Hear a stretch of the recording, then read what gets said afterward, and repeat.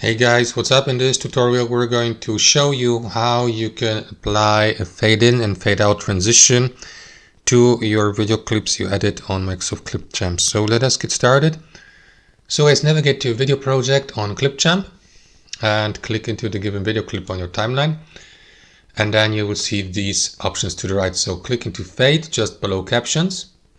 And here what you want to do is apply the duration for the fade in effect using these sliders here, as well as for the fade out effect, or enter a length here. So if I, for instance, increase the fade in length to 0.5 seconds and fade out as well, you will see the effect here by clicking into the preview button, and there was the fade out effect. So a fade in effect. So if you apply the fade out effect to the end of the scene, you may apply the same fade in effect for the next or following scene with the same length to create a smooth transition from one scene to the next. And that's it.